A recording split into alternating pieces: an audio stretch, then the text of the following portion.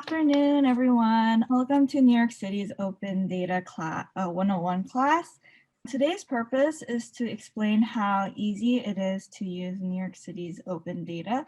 So to introduce ourselves, my name is Sarah. I am a Civic Innovation Fellow here at Beta NYC. Hello, everyone. My name is Avi Severino, and along with Sarah, I'm part of this year's cohort for the Civic and Innovation Fellowship with Beta NYC. So here is a little bit about Beta NIC. So Beta NIC is a civic innovation that is a civic innovation organization that is dedicated to improve the lives of New Yorkers through open data and technology. They began as a meetup in 2008, and they helped usher the open data law in 2012. Eventually, they would be invited to the NBPO to do the civic innovation in 2015. Now, it led up to today where we have our new civic innovation fellows for this cohort. So Beta NIC has three main buckets of work. So they have talent and career pipeline where they work with CUNY students like us to expose us to more analytical skills and give an insight of the government. We also have research and tools where they build digital tools to provide more access for government workers to do their jobs. And now they also do public engagement where they do trainings to teach these tools and do also public events. A little bit about New York City government history and the open data. New York City is a very big city. So we have a 90 plus billion dollar budget, a 8.6 million resident population, 65 million tourists annually, while it may have decreased due to the COVID. There are about 325,000 government employees, making New York City the fourth largest government in the US. We also have about 1 million students in the New York City schools, making this the 10th largest city in the USA. This is a little map of the New York City government, and as you can see, it's pretty complicated. The number of agencies always change because the mayor is always adding and removing these agencies. And we can simplify this map into comparing it to the three different branches of government: the executive, the judicial, and the legislative. Now, here are some important dates. From 2010, the open data legislation was introduced. In 2012, there was the passage of New York City's open data law. And from 2015 through 2018, there were amendments made to the law to make it a stronger. The New York City's open data program is administered by two city agencies: the Mayor's Office of Data Analytics and the Department of Information Technology and Telecommunications. There are more than 3,000 data sets, and in 2020, there were more than 1.5 million visitors. So half of them were from New York City, and the rest were from across USA, as well as the rest of the world. So the open data law is a very big deal where other cities have also followed. Each year, New York City celebrates the law's birthday to correspond with New York City School of Data. Now, is the open data important? So it is important because it makes the government more transparent to the public, and it builds a trust in between the public and the government. One of the biggest open datas is 311. We are very much familiar with this. It is where people can make complaints or make requests to the government. It is open 24/7 with over 175 languages. It is also available through many different methods, through the phone, the web, Skype, Twitter, Facebook, and mobile apps.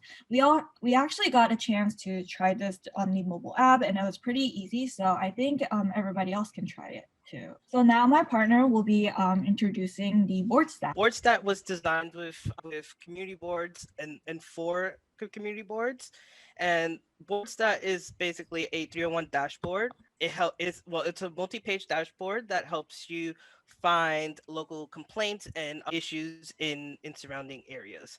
So let's get started. Next slide, please. Next slide. All right, on the landing page, you have the options up top. It has all the five boroughs. For today, we will be doing Manhattan. Next slide. For today, we're going to be doing Community Board 1.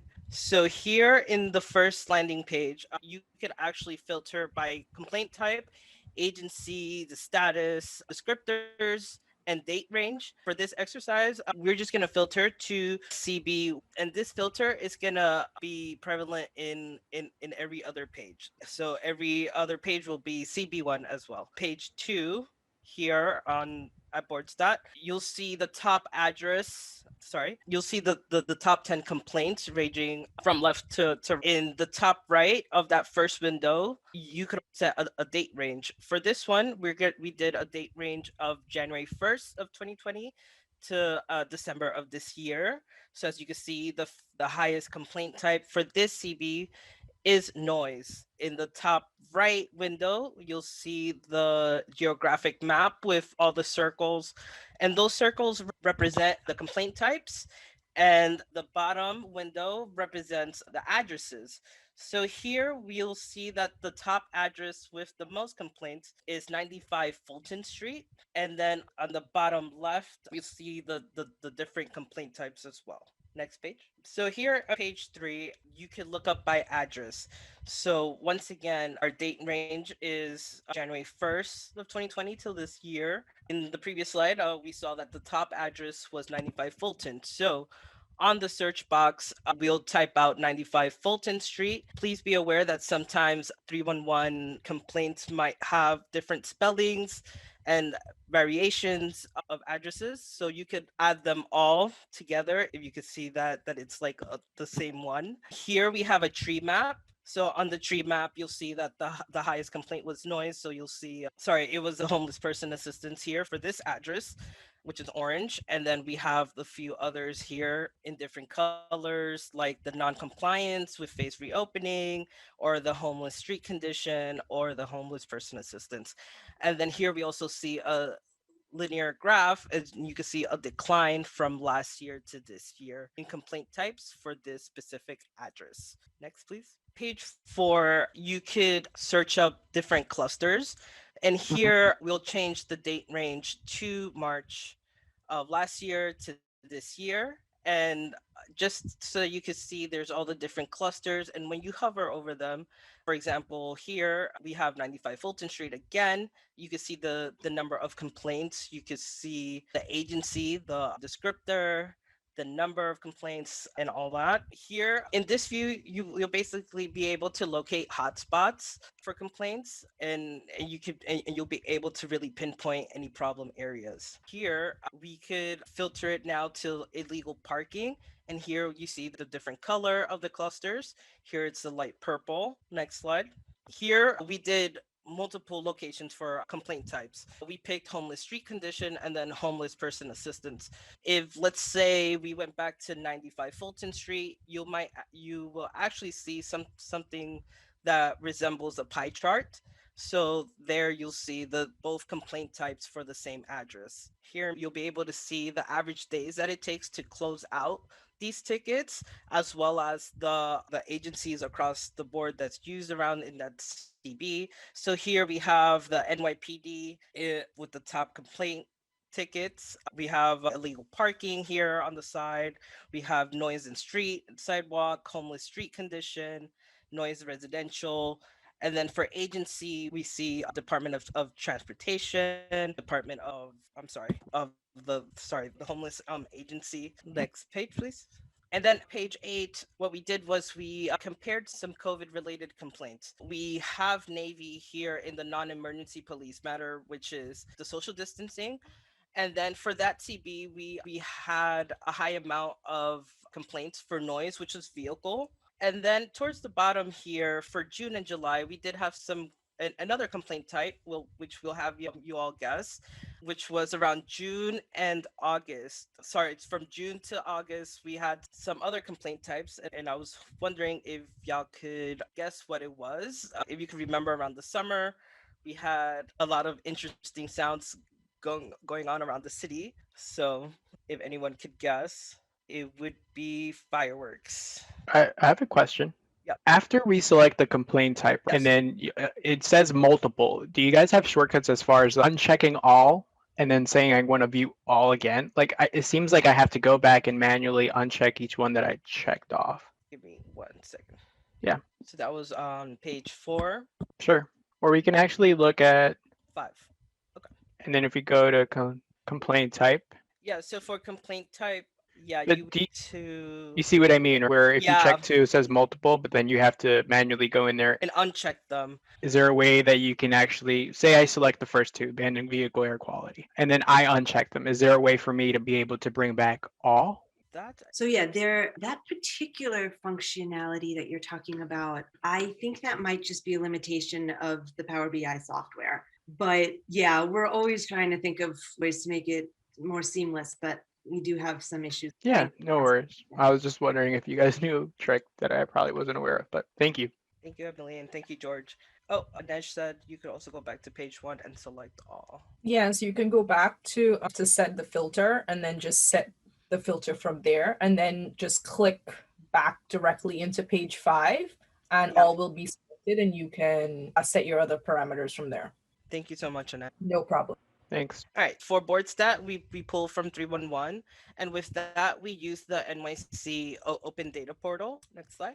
So we're going to search up the NYC Open Data portal, and it'll look like that on the search page. Next, the actual site will look like this. It is recommended to sign in or of course create an account. Like that you could actually save your data sets and as well as publish them into the community. So of course it would look like that to sign in or create an account. All right, so let's search some data. So we're going to use 311 of course because that's what we use for Wordstat. So we're going to enter in 311 in our search box. So here, next slide, please. Once we enter, we're going to get a whole bunch of results, of course. We're going to hit the 311 service request from 2010 to present. So this is the landing page. Each data set actually has an about page, and the about page will, of course, have the options for you to view the data, to visualize, export, etc. But also, it's going to give you really important information, like when was the last time it was updated, the frequency in which it's updated, the views, the downloads, as well as the data dictionary. Like that, you could know the terminology involved in the data set. Next slide. So this is what we see when we hit view data. As you can see, this is with no filters. This is 24.5 million rows right here alone with 41 columns. You'll also see the complaint type there on the right side. You'll see the agency name. You'll see the agency, of course, as well as a unique key that's assigned to each 311 complaint. Next, we're gonna filter the data into different complaint types. But before we get into that, we have about 446 different complaint types in the 311 data. So these are just some of the top few ones that we see a lot in the data. All right. So let's get started. So we're gonna hit the filter button on the top there, and then what we're gonna do is we're gonna change that to community board is CB Manhattan 1. That's how you'll type it out. You'll type it out with the 01 space and then Manhattan. Sometimes with this, if you don't type it a certain way, we might not actually receive data back. So as you can see, we had the 24, the millions of rows before. Now we have 194,000 rows now. Then we're gonna hit next. Thank you.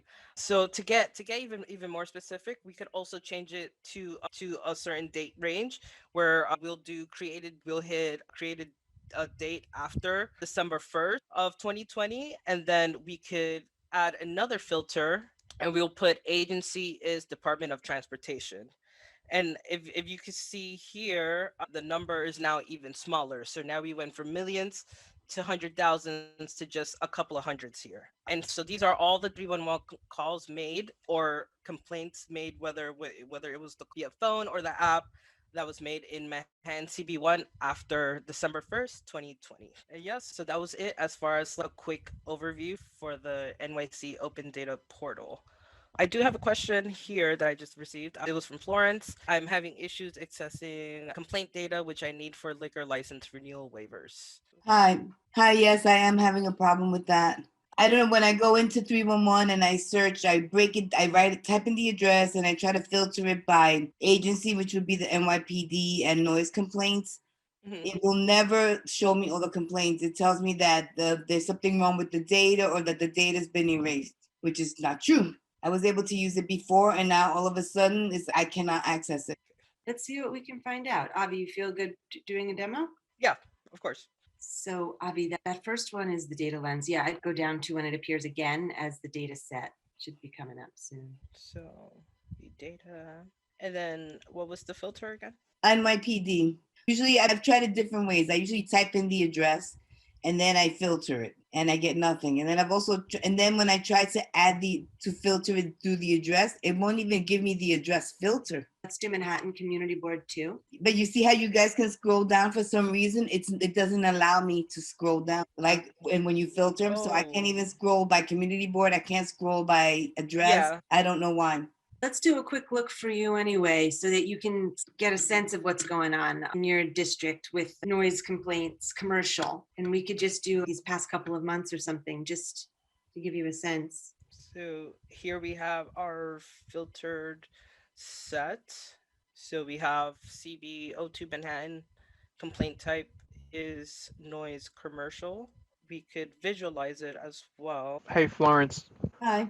Just a question. I do this for Community Board 9 as well. I'm just curious if you ever saved your filters as far as if you went to visualizing and then saving it down. So for instance, if you have a new liquor license renewal or ULURP, instead of having to recreate the filters each time, you can just go to that save view and then just change the address in question. Actually, I never save anything. I just go in every time. Yeah, it saved us a lot of time when we save it. So instead of having to redo it every time, as Avi's doing in this case, we just have that saved with all the filters we want to see, and then it's just entering that new address. And maybe the team here can help you save Okay, that. you know what? Thank you. I can try that and see if that works. Yes, so Avi, you should on the side, on the top, there's filters, and then you can apply those filters that you applied previously.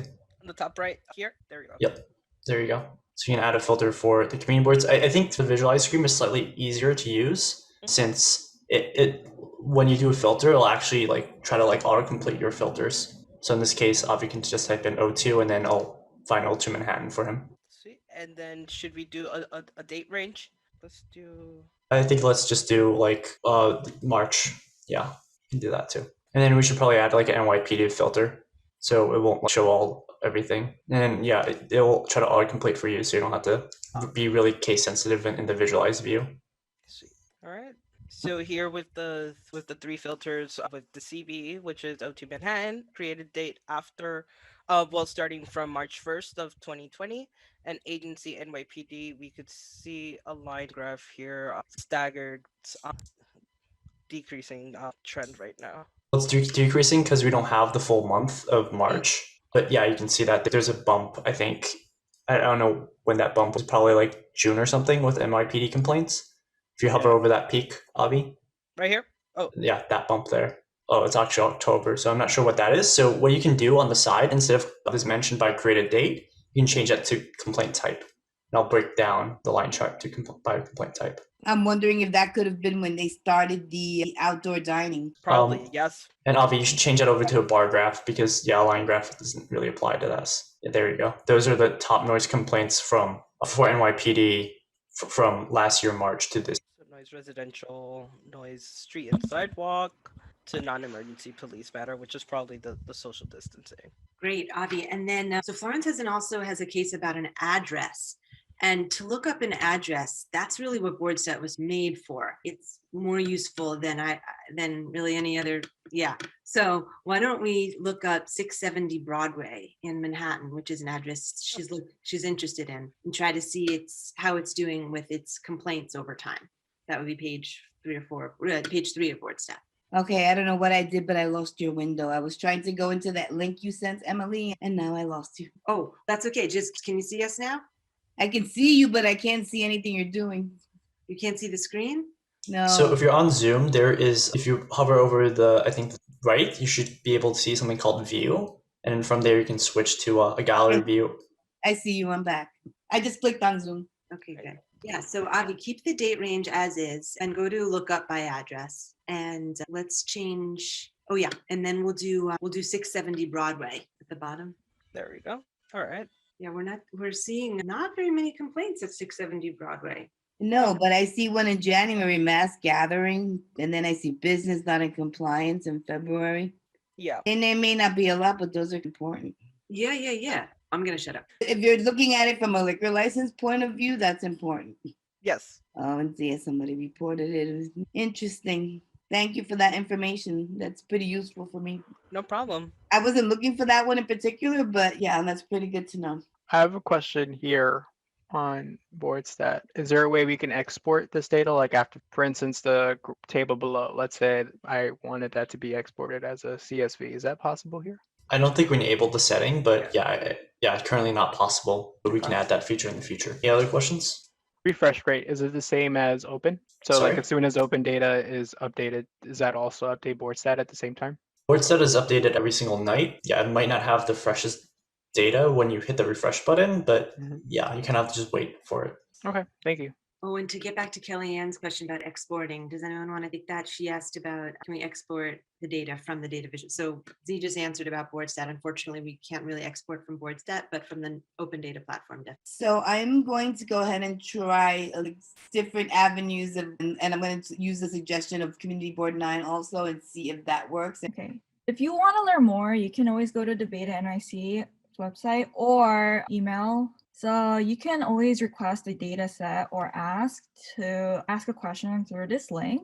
You can also submit a radar, a research and data assistance request through this website, Beta NYC's website. You can also see what others have created or share your work through the Open Data website over here. And this is just another tool. You can see your driving, your traffic violations, etc. through this website. So now this is another website. You can see housing and tenant issues, etc. through this website. Through this website, you can see the width of the sidewalks and see how that affects social distancing, and which is pretty important to today. Oh, I keep pressing the website. Now, here is the website to see more events for Open Data Week. So there are more events other than today and previously, even though this week is ending. There are still more. You should sign up for those and attend those as well. You can also read New York City's Open Data 2020 report through this link. There's a little bit of more information. And on this over here is just a one-page document where you can see all the links that were mentioned before in the presentation. So I'm pretty sure this will help you. Now, this concludes our class for today. Like I said, if you have any more questions, you can always email. There's an email over here. You can join this Beta NYC Slack channel, etc. Yep. So the slides and the resource guide are in there. So yeah, great. Thank you all so much for coming.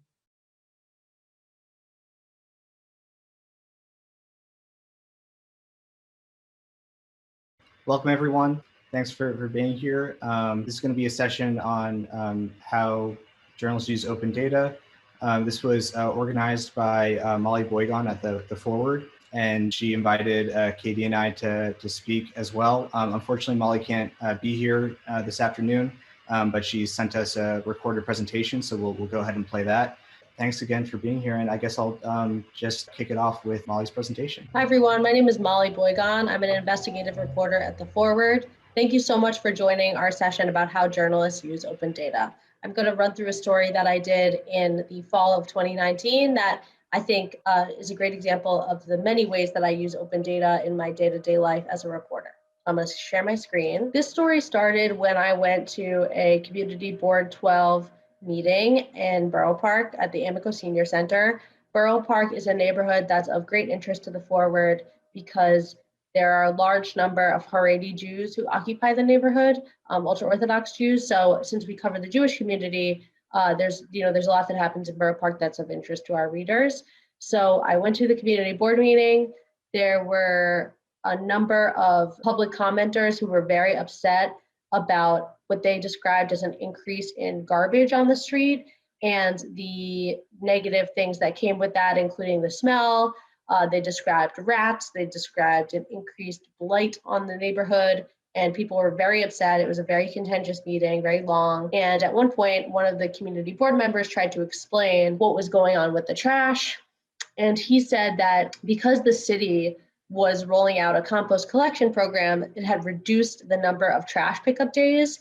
And that the main problem with that was that there are so many schools, private Jewish schools, yeshivas in Borough Park that have a large number of children in them that were having their trash pickup reduced from 5 days a week to 2 days a week. So I decided to take a walk after the meeting and check this out. And I found a literal mountain of trash outside of one of the yeshivas in Borough Park. And there was, the problem was as described. There was a lot of trash on the street and it was just kind of a mess. So I decided that this would be of interest to our readers because it taps into, or I would later learn it taps into some of the interesting characteristics of Borough Park as a neighborhood. So my questions were, why was this such a problem in Borough Park? How much trash was there? What was the actual increase like?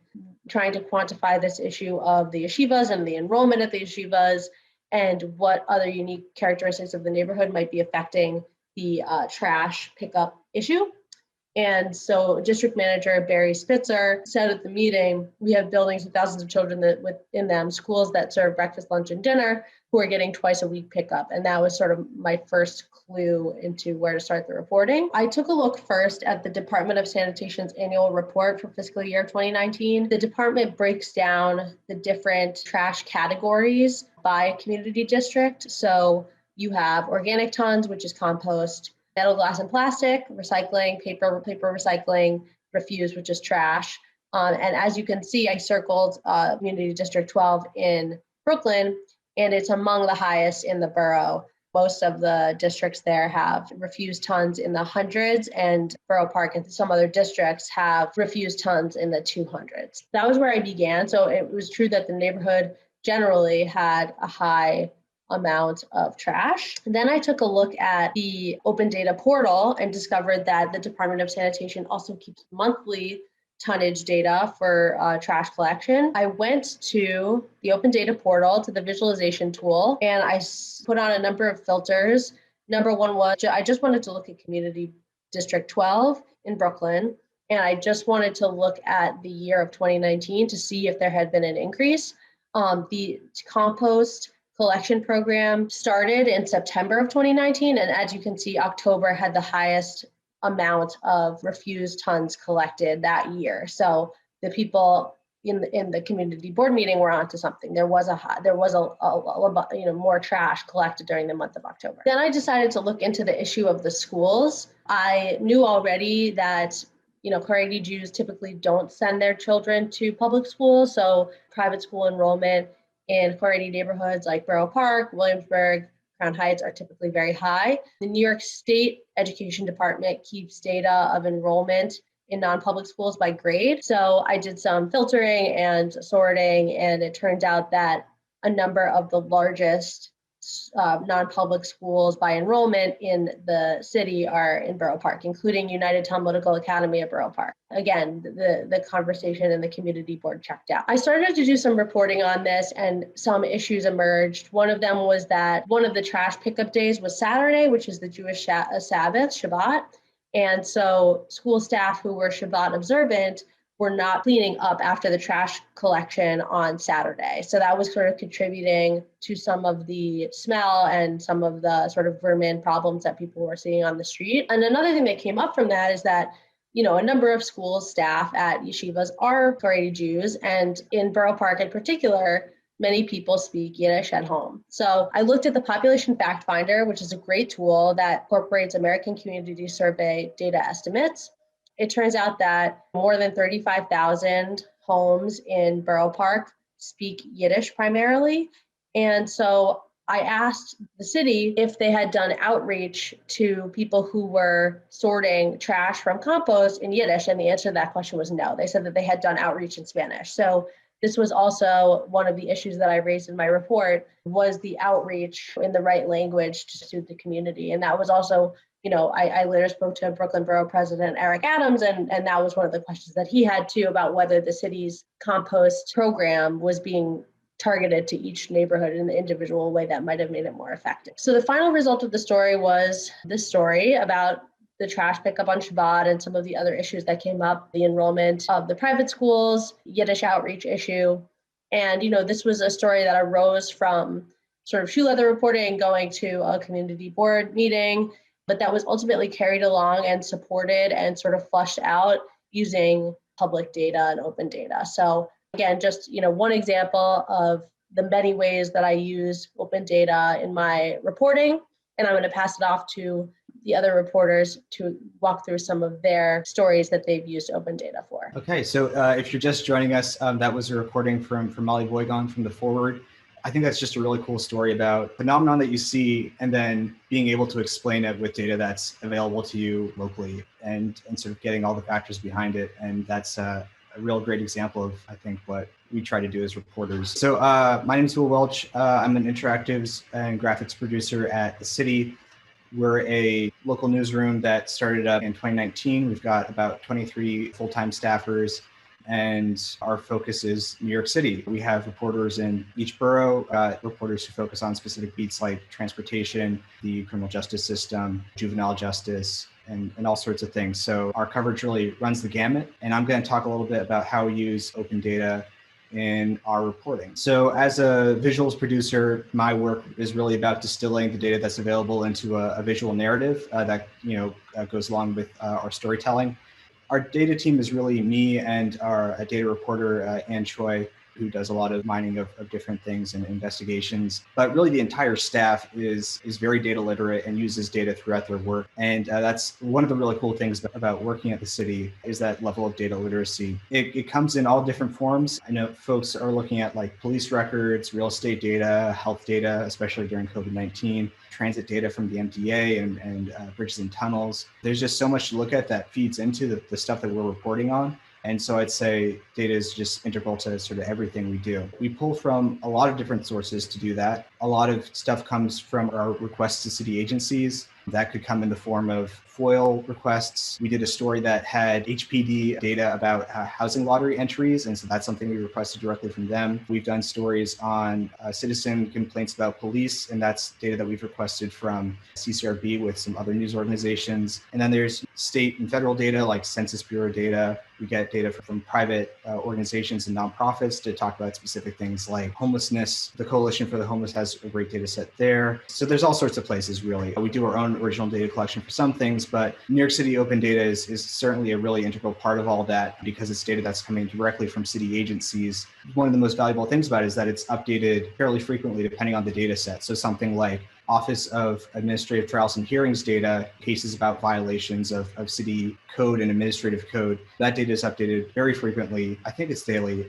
Having access to that sort of thing on a frequent basis and just being able to go in and check it is really great for a lot of the stories we're doing where there's just one thing maybe that we need to check real quick, or there's a pattern that is revealed in the granular data that we can dig into. And so having access to that without needing to submit a FOIL request and wait however many weeks or months that might take is a really valuable thing. And so I want to talk a little bit about some of the open data that we've used in our storytelling. Most recently, it's been COVID-19 data from the Department of Health. They've released that data on the fly, some data from the mayor's office as well. And it's been a real process trying to understand that as it comes out and integrate it into our reporting. Transit data, like I mentioned, is something we use all the time. At the very beginning of the pandemic, we did some work comparing turnstile entries across MTA subway stations to see where people were traveling less and to sort of chart the massive drop in ridership as the pandemic began. I believe it was something like a 90% drop in ridership in March at the beginning of the pandemics. And we've used that throughout. We do a lot of maps. And so the geographic data that's on the open data portal is very important to us. 311 service requests are one of the big sort of sexy data set on the open data portal that has a lot of really great information that tells you a lot about how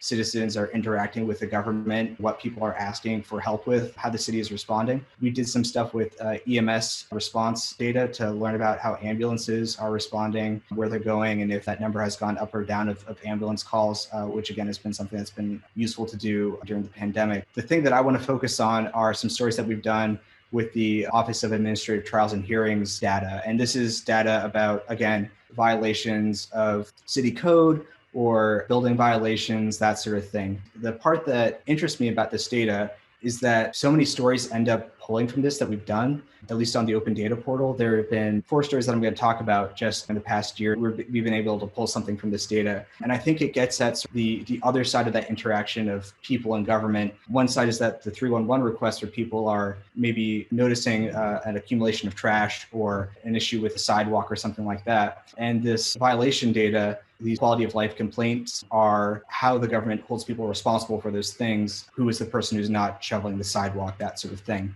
And it's really fascinating stuff at the sort of case by case micro level. There's this great piece from the New York Times about the offices where people go in for these hearings and speak with an administrative judge who's going to adjudicate this case. And it's just regular people who, may not have any large scale responsibility, or maybe they're a building owner or what have you, but it plays at a really granular level. It's this entire part of how rules and laws are enforced in New York City that's not NYPD or the criminal justice system. It's an administrative justice system. So some of the stories that we've done about that are alternate side parking, which was initially suspended at the beginning of the pandemic, when there was sort of an expectation that you weren't going to be going outside for any reason, or for the most part, unless you really needed to. Everyone was going to be quarantining in their own homes. And so it would be a burden to have to move your car. And when those restrictions went away and cases started going up, in October, the state instituted their red zones in different areas of the city, one in southern Brooklyn. And at that time, alternate side parking was not suspended again. And so we took a look at open data about parking violations, tried to see if we could identify if there was more enforcement or less enforcement in southern Brooklyn. And what we found is that there was slightly more enforcement compared to the same period as last year. So it was a 2-week period in October. There were about 1,300 violations, and there had been 1,200 last year during the same period. So this was a case where we wanted to see what was happening, how something was being enforced, and we saw that there really was no on-the-ground change in how things were being handled. Another story similar to this was one where we took a look at street vendors and enforcement of rules as a street vendor.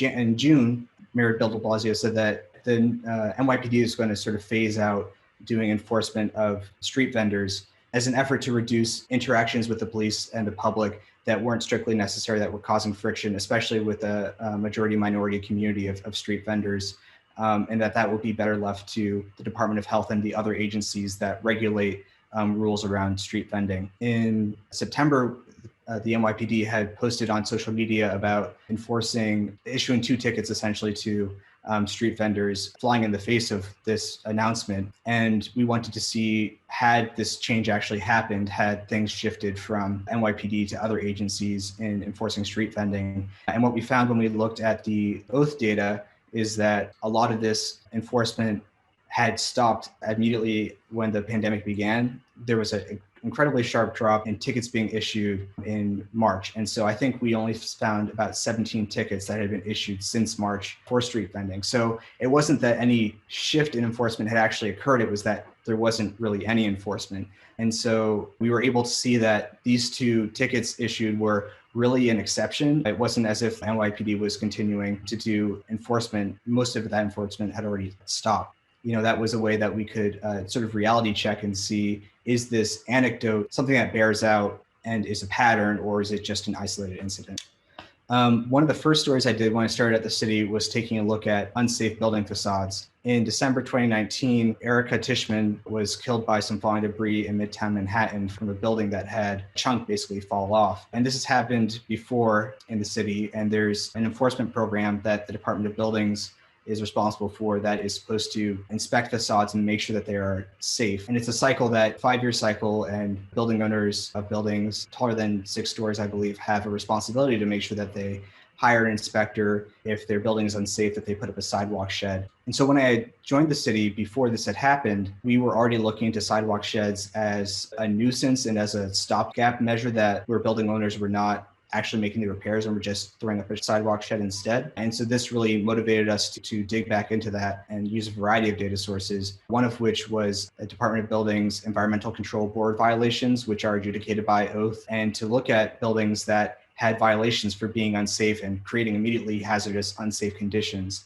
And we were able to cross-reference that with this 5-year reporting program and see buildings that had already been identified as unsafe and still hadn't been fixed. And we found on average that these reports, when there is a report of an unsafe facade, you're required to make a change within 90 days, essentially. But there's a process of extensions and of penalties if you don't do things. Ultimately, we found that it takes about 500 days for an unsafe condition to actually be certified as being corrected. And so we identified these buildings that had these issues and actually went to them and saw if they had sidewalk sheds or not, and found a lot of situations where there were unsafe buildings that didn't have sidewalk sheds, just a system that is very slow to actually enforce fixing unsafe conditions. The department of buildings actually dedicated to doubling its staff to do this enforcement. So they've stepped up their enforcement effort since this tragic death. But there's just a surprising amount of data that you can use to triangulate through these violations where building owners are not being responsible and creating unsafe conditions. And so the last story I want to talk about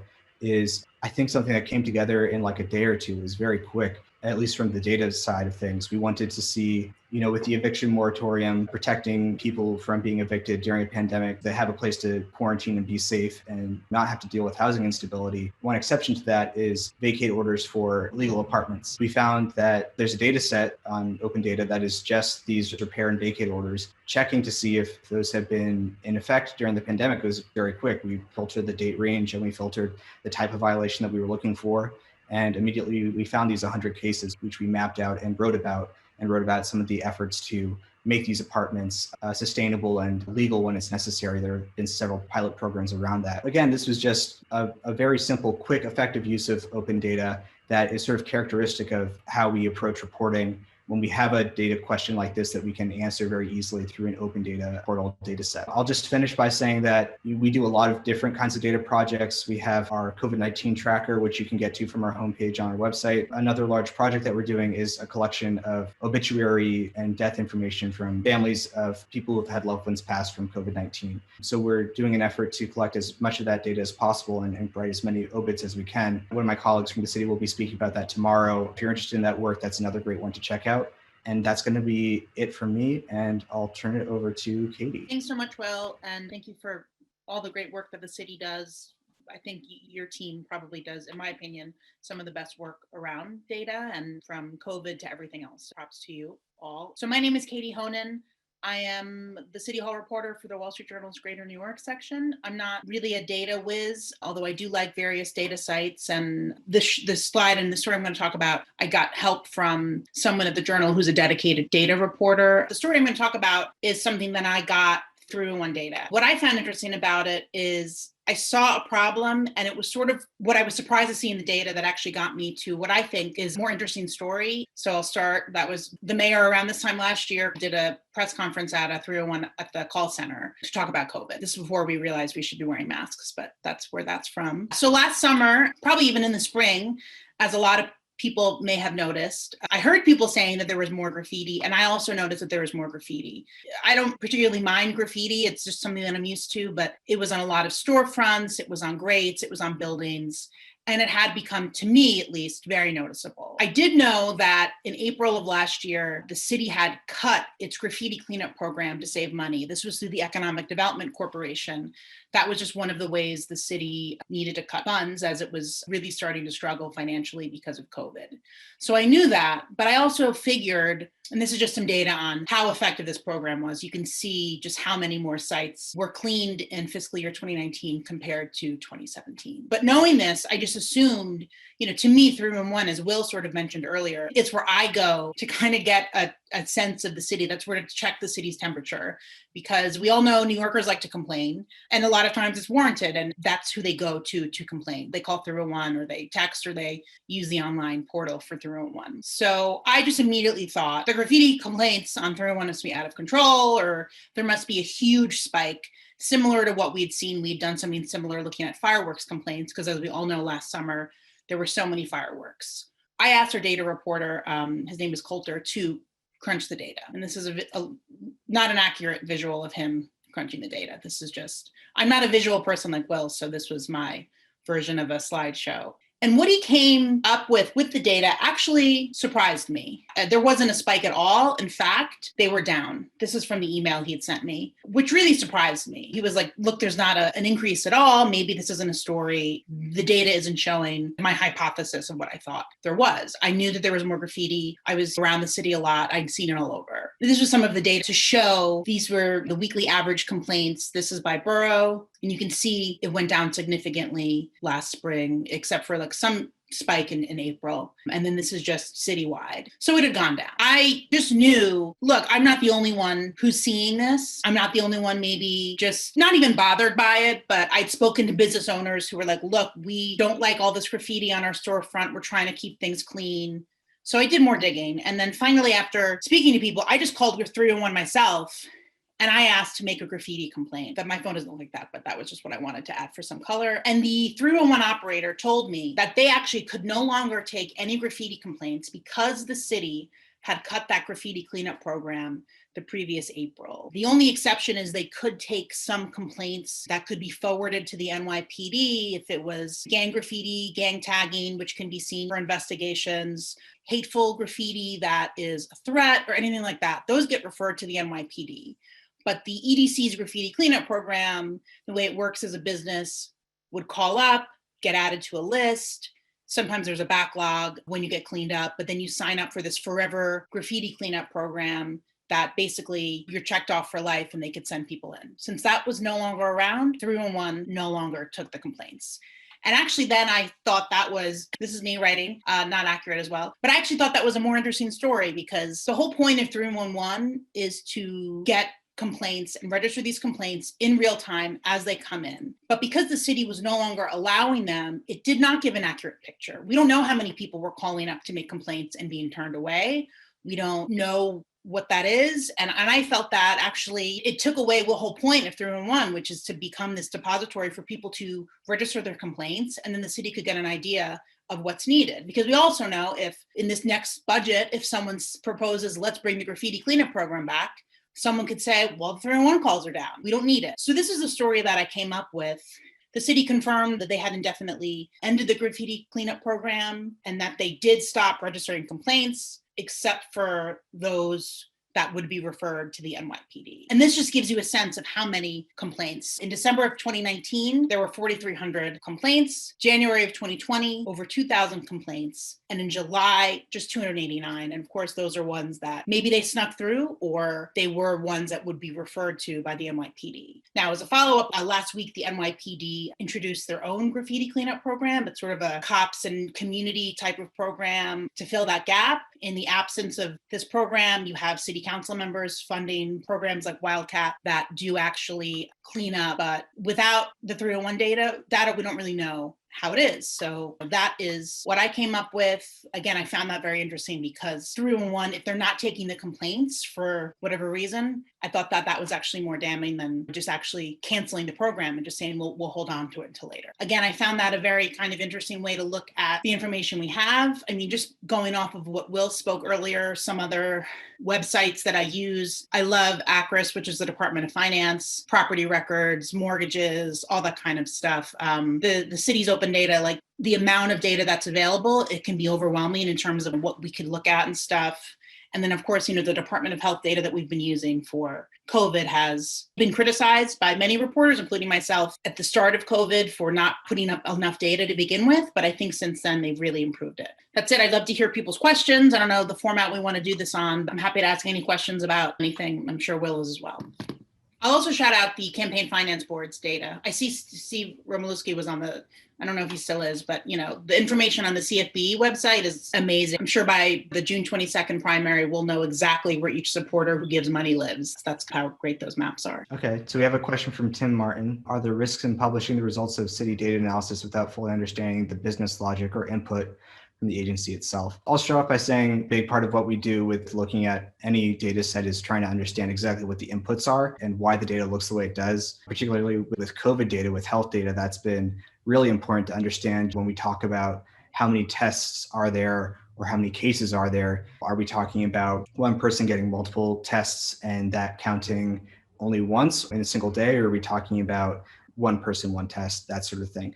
That's a specific example, but it applies everywhere, particularly around the facade inspections, understanding exactly how that program works and talking with the Department of Buildings and understanding their process behind that. That's not a step that you can skip in trying to understand how the program works and trying to report on it. Katie, have you had any experience with Yeah, that? I mean, beyond just the business logic or input, I think the context of the data is always really important. And we've seen this in the vaccination data, neighborhood level vaccinations, looking at which zip codes have the highest vaccination rates. It had been reported by the city. I had reported this as well, but the 11697 zip code, which is Breezy Point in Queens, predominantly white neighborhood. It's also very small. And they had one of the highest vaccination rates. And then you also realize, well, they have a larger share of those people who are in the 1A vaccination, right? And they have more older people. It's not exactly a NORC, but there is a large population of older people. So putting that context as well. So it's not just look at this place getting all the vaccines, but understanding when you say cops and firefighters and teachers and older people should be the first people to get it. Obviously a neighborhood that has a larger percentage that already is smaller to begin with. I think City Island was up there as well. And it's the same kind of story, although it's not as white. But I think adding that context is always really important. And it's been a challenge looking at the COVID data of figuring out the death rate, looking at the raw numbers, figuring out, because a lot of the rates were skewed because a zip code might have a smaller percentage of people than somewhere else. So yeah. I have a question for you, Will, of how you came to be a data reporter. Oh, sure. I've been doing a mix of computer science and journalism as long as I've been doing this. In like high school, my job at the high school paper was to run the website. So throughout college, I had also done this combination of things. And so it started out, I did a lot of web development to begin with, but those coding skills sort of lended itself to data analysis as well. And so when I started doing reporting, it was sort of very natural to start taking a look at what are these data sets and how can I manipulate them in a way that's going to reveal some insights. So I think that's maybe different from a lot of reporters who come into it with, I have a question that I want to ask. What are the tools I need to learn so I can answer this question? I sort of came around it from the opposite end, but I think both approaches are equally valid way to get to that point. I see we have another question, but I think Zachary could probably answer this better. It's from Lorraine, that open data would pertain to more than New York City. New York City's open data is renowned around the world. And pre-COVID, I'm not making this up, Zachary confirmed this, people would visit New York City just to speak to the mayor's office of data analytics and talk to them about their processes and what they have. So not that I'm doing PR for you guys, but I just thought that was worth noting that it is a world-renowned open data program. Thanks for the shout out, Katie. Yeah, Lorraine, there is a data.gov, which actually contains data from all sorts of municipalities, federal, state, city from around the country, including ours. So our data gets sort of sucked up into data.gov, and you can find our data there along with many others. And then beyond nationally, we actually had an event earlier today talking about open data in Europe and the different open data portals that exist there. There's an EU data portal that's not dissimilar from data.gov. But I think if you're looking for data beyond New York City, pretty much every municipality has some sort of open data presence to varying degrees. But data.gov is the place to find a whole lot of it. So I am helping an organization think about building out an open data initiative. And one of the questions that we're really trying to grapple with is how we think about trust building in the data that we put out there. And I'm curious from y'all's perspective, as you're going to open data tools and thinking about the raw data or the sources that you're looking at, like how you think about ensuring accuracy, validity, and anticipating questions that people might ask of you about that data? I mean, I would say it depends on the agency and the caveats that they disclose around their data. Generally, an agency that posts a detailed data dictionary and really explains what went into their data collection process is going to be a data set that I feel more comfortable with and feel I can use in a way that's going to be reliable. If there's not a lot of documentation, that just necessitates going back to the agency and asking a lot of questions and really understanding what the caveats and limitation around their data is. I know there are certain data sets that are incomplete, especially around COVID-19 pandemic times. There's all sorts of strains on different government systems that would perhaps prevent a full accounting of whatever the data source might be, whether that is something around collecting accurate data on who has a case of COVID-19, or that ambulance data, maybe that's not being collected fully or something because there's just not enough capacity in the system to accurately log everything. Ambulance data is not a great example because I think that is fairly comprehensive data, but again, I think, yeah, you do have to read the documentation and follow up and make sure that what you're looking at, that you fully understand the processes around it and that you can trust it. As reporters, I know we all try to explain fully parameters and be really open and transparent about this is the data, this is who it's from, these are the limitations. You know, that initial vaccination data, that demographic, like I think a large percentage, I forget off the top of my head, did not say what their ethnicity was. So you're sort of presenting data that you know is imperfect, but there was such an appetite for it that, and trust me, I mean, I got plenty of emails from people saying that I shouldn't have published it, right? But this is what we have so far. This is what the city and the state data shows. This is what it is. You know, I think being really open with readers, what it is, and then from there, especially something like COVID that is moving so quickly, I think we reached a point where we want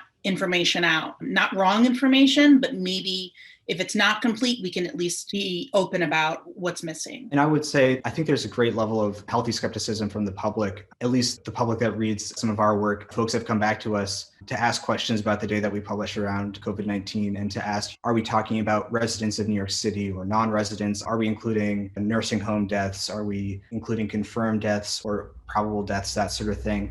Depends on the reader, and their level of proficiency and understanding. But I think folks are willing to engage with the data and not take things at face value. And we can provide a service by being that interface, explaining the complexities around data. Question from Brian, that's how often would you say you find ideas starting from the data versus validating a hunch or leading or a lead looking at the data second? As I was preparing my part of this, I was thinking about that actually. And I think a lot of the times it does start with a hunch or a observation that you want to validate and inspect. I've always found it hard to start with a giant data set and ask a novel question that no one else has asked before and then find something that no one else has found before. Very often when you start with a question that doesn't come from an observation, I think you find your assumption to be false or you find that there might not be anything interesting there. It's always worthwhile to do that work, and especially when there's a new data set that's been released that no one has looked at before, it's worth doing that. But very often, especially with City Open Data, I think we are trying to get to the facts behind an observation or just see what the process is behind something. In the case of those facade reports, the inspection reports, that was prompted by a news event, but we were really exploring the system for the first time there. So that is an example of maybe something where we were looking at the data without any expectations, but I would say it leans more heavily towards the backing up the shoe level reporting and what's happening on the ground. Yeah, and I agree. I mean, there have been,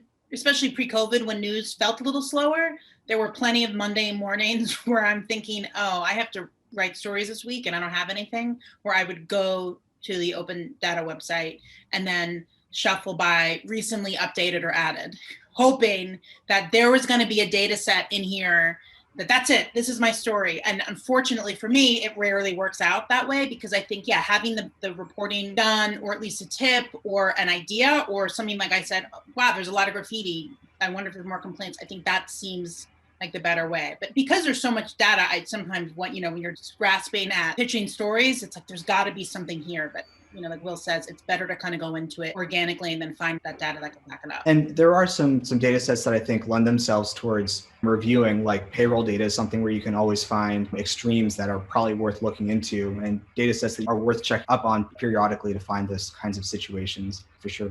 Yeah, I wish they could, Brian. I wish we can get alerted. I think there are like visual ping and websites like that, but yes, unfortunately, I'm sure in 5 years there'll be an AI robot to find the stories for us, and then we'll all be just kidding. Yeah, I'm happy to call it there. What do you guys think? Yeah, okay, great. Yeah. Any other questions? I'm easy to find if anyone ever wants to reach out. So thank you, Zachary, and thank you everyone for tuning in. Have a great weekend, y'all. Thanks. Bye.